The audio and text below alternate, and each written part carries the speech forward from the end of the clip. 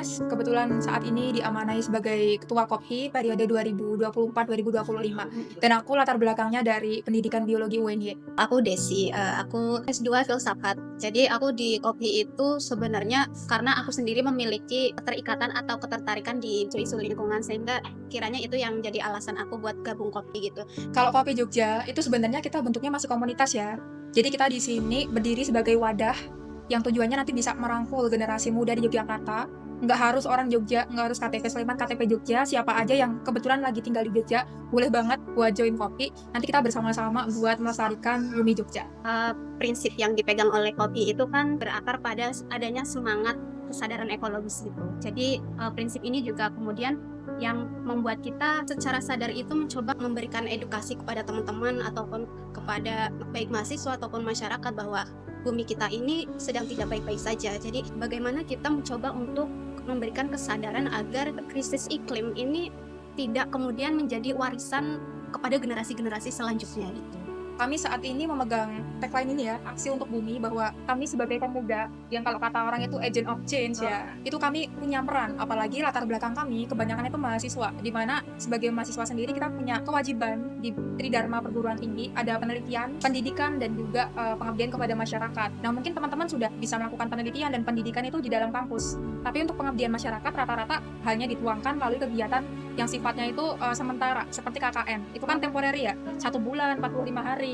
Jadi kami rasa masih banyak mahasiswa itu yang kurang touch the grass kayak gitu loh, kurang merumput, kurang mengetahui bagaimana dinamika yang terjadi di masyarakat sosial, khususnya yang ada di desa-desa. Kalau teman-teman tahu ada yang namanya Hamamayu Hayuning Bawono, di mana manusia itu sebaiknya hidup selaras dengan alam, karena alam itu udah maringi, udah ngasih kepada kita, maka kita harus punya timbal balik kepada alam itu sendiri.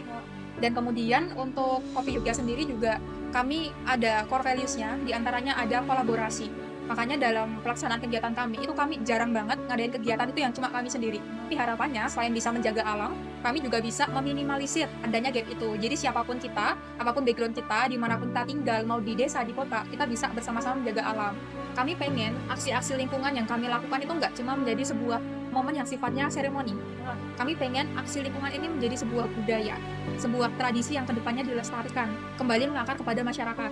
Karena kalau kita berkaca ya, pada zaman dahulu, para leluhur kita, itu mereka merawat alam karena mereka sadar mereka butuh alam dan bukan alam yang butuh mereka. Nilai atau prinsip yang selalu dipegang oleh KOPHI itu selalu berakar pada adanya semangat kewargaan yang sifatnya itu ekologis, dan juga kepemimpinan hijau atau green leadership. Jadi prinsip-prinsip ini kemudian secara tidak langsung itu menuntut seluruh program yang ada di KOPHI itu sendiri. Mungkin sedikit menambahin ya, kami juga mengupayakan selama pelaksanaan aksi-aksi di KOPHI, kami juga mengacu pada Sustainable Development Goals ya, atau SDGs, di mana di sini kami mengupayakan untuk tidak ada yang tertinggal, no one left behind. Harapan untuk pengurus selanjutnya adalah jangan sampai kita tuh melakukan suatu aksi itu karena kita FOMO, karena kita pengen nge-branding diri kita, sebagai aktivis atau sebagai orang yang peduli lingkungan di media sosial, tapi aslinya kita abai. Jadi harapannya adalah siapapun kalian, apapun latar belakang kalian, ketika kalian melakukan aksi-aksi untuk menjaga lingkungan, lakukan itu dengan ikhlas dan kontinu.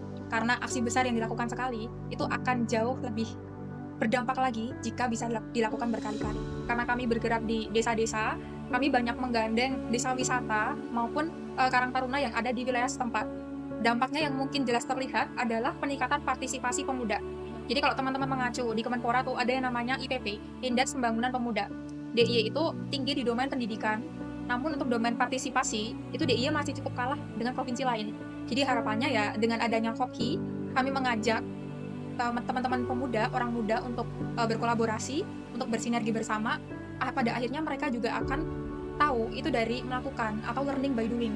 Jadi mereka nggak cuma orang yang tahu sekedar dari teori, sekedar dari ngebaca postingan atau ngeliat reels di Instagram, tapi mereka benar-benar tahu dari mata kepala mereka sendiri dan mengalami hands on dengan badan mereka sendiri. Jadi ya pengennya itu sih untuk dampaknya. Dan kemudian yang kami rasakan lagi adalah semakin kesini, alhamdulillahnya semakin ada dukungan dari institusi terkait ya, pemerintah daerah.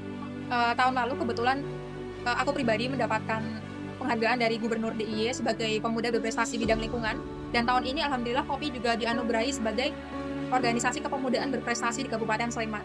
Jadi dengan adanya dua hal tersebut ya, itu bisa menjadi booster bagi kami. bahwa niat baik itu akan selalu kembali dengan hal-hal baik, seperti itu.